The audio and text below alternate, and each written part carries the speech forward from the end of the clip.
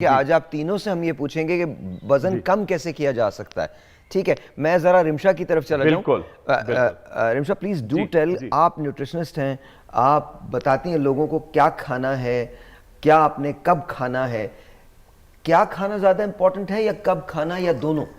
दोनों चीज़ें इम्पॉर्टेंट हैं और दोनों चीज़ें ही आपकी वेट लॉस जर्नी में आपके लिए हेल्पफुल होती हैं। अगर आप एक राइट टाइम पे और डेली रूटीन में एक एक ही टाइम पे अगर आप फूड इनटेक ले रहे हैं तो वो आपको वेट लॉस में हेल्प करता है। और दूसरी चीज़ जो मोस्ट इम्पॉर्टेंट है कि आप अगर राइट टाइम पे ले भी रहे हैं, और ये भी चीज़ें मैटर कर रही होती हैं कि आप क्या चीज़ें कंज्यूम कर रहे हैं। लाइक अगर इस तरह से नहीं है कि आप अगर कुछ मेरे पास पेशेंट्स आते हैं जो कि कह रहे होते हैं जी हम दोपहर में नहीं खा रहे होते, लेकिन मॉर्निंग में हम पराठा ले लेते हैं और इवनिंग में हम फिर मील मतलब कि ले लेते हैं जो कि पोर्शन कंट्रोल में होता है उनके लिहाज से। लेकिन असल में ऐसा नहीं हो रहा होता। जब हम उनको प्लान प्रोवाइड कर रहे होते हैं तो फर्स्ट फॉलोअप में ही उनका वेट जो है वो रिड्यूस होता है। जो प्लान आप देती हैं क्या लोग उसको फॉलो भी करते हैं? एग्जैक्टली, उसी तरह से फॉलो करते हैं। और फिर जब मैं उनको फॉलोअप पे बुलाती हूँ तो उनका 2 to 3 kgs नॉर्मली डाउन हुआ होता है। वो भी एक मेंटेनेंस प्लान से। और उसके बाद फिर हम उनको कैलोरी डेफिसिट प्लान पे लेके जाते हैं जिसमें हम फिर उनकी ग्रेजुअली कैलोरीज रिड्यूस कर रहे होते हैं।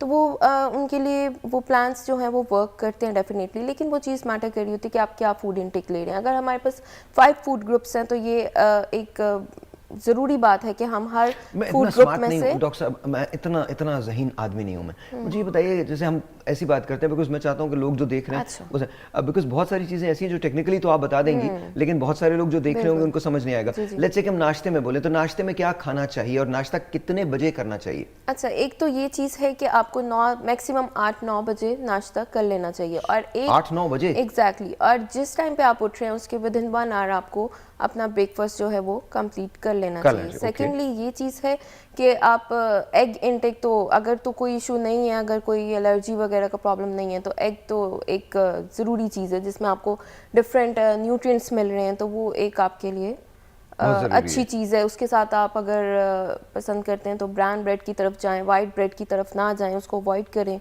ब्राउन ब्रेड लें तो वो चीज़ें आपके लिए ज़्यादा इफेक्टिव। डॉक्टर साहब आपकी तरफ आता हूँ, जब लोग आपके पास आते हैं तो या तो ओबीस हो चुके होते हैं या वो ओबेसिटी की तरफ तकरीबन जा चुके होते हैं, और जब वो आपके पास आते हैं तो आपसे ये कहते हैं कि आप कोई ऐसा प्रोसीजर कर दें जिससे एक मिरेकल हो जाए, बिकॉज 10 दिन के बाद शादी आने वाली है, 10 दिन के बाद कुछ और होने वाला है। तो वो उस मेंटालिटी को चेंज कैसे किया जाए, हेल्दी ईटिंग की तरफ, हेल्दी हैबिट्स की तरफ कैसे आया जाए? बिकॉज आई नो कि ऐसे प्रोसीजर्स मौजूद हैं जो आपको 2 हफ्ते के अंदर पतला कर सकते हैं। बिल्कुल जी जी बिल्कुल। इसमें देखें, prevention is always better than cure. तो अगर आप देख रहे हैं कि आपकी टेंडेंसी है और आपने वेट गेन करना शुरू कर दिया है और अगर आपने 5-10 kgs अभी जस्ट गेन किया है तो बहुत अच्छे चांसेस हैं कि आप फॉल बैक कर सकते हैं अपने हेल्दी BMI की तरफ। तो उसको इस पे चेक रखना चाहिए। It's a lifestyle. आपको अपनी डाइट को देखना चाहिए। रोज़ाना 20 मिनट्स की वॉक या रन वॉक जो 20 मिनट्स की ड्यूरेशन में हो वो ज़रूर इनकॉर्पोरेट करनी चाहिए अपनी डेली रूटीन में, ताकि आप इस डाइट को देखने से और साथ ही इतना वॉक एक्सरसाइज को इनकॉर्पोरेट करने से आप 5-10 kgs आराम से लूज़ कर सकते हैं। अच्छा, मैं आपको बताता हूँ, अब मुझे थोड़ी सी इजाज़त मिली डॉक्टर्स की तरफ से कि मैं 12 से 18 मील डेली रन किया करता था एक ज़माने में। अब मुझे इजाज़त मिली है दोबारा से। I had an episode, doctors just not, they were reluctant कि मैं नहीं करूँ, तो अब मुझे इजाज़त मिली है कि मैं चल सकता हूँ। तो मैं आपको अपना अब रूटीन बता रहा हूँ। मैं हर रोज़ सुबह, शाम और फिर रात, इसमें मैं चलता हूँ।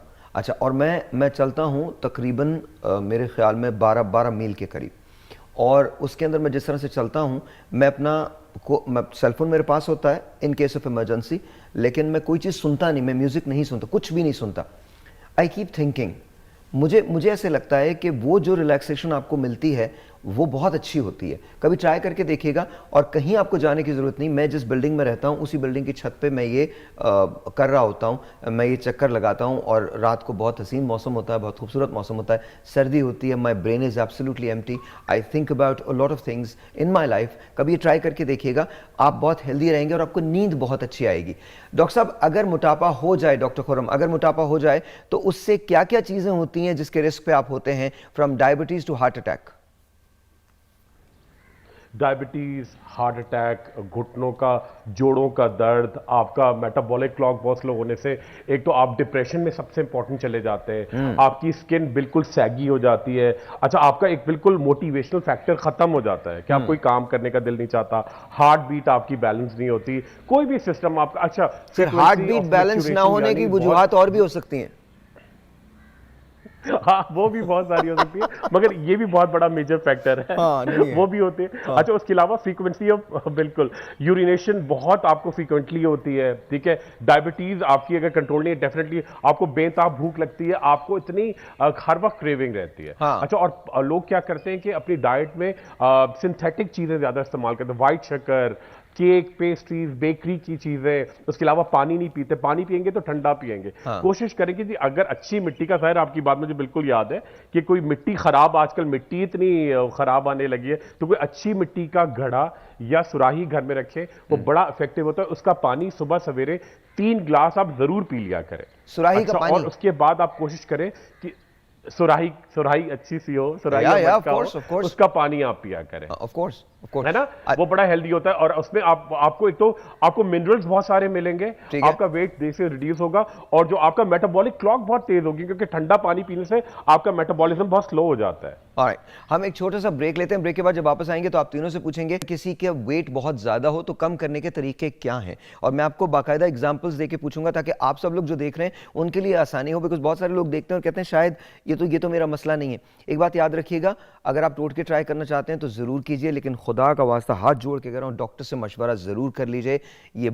और अगर आप किसी सर्जिकल प्रोसीजर की तरफ जाते हैं तो don't be a Google doctor, जाके वो बलून वाला ट्रीटमेंट, वो ये वाला ट्रीटमेंट मत लें। Please consult a doctor. Doctor आपको बता सकता है, कोई सर्जन आपको बता सकता है कि आपको क्या करना है। टॉक अबाउट कि जी हाँ क्या क्या क्या कुछ किया जा सकता है।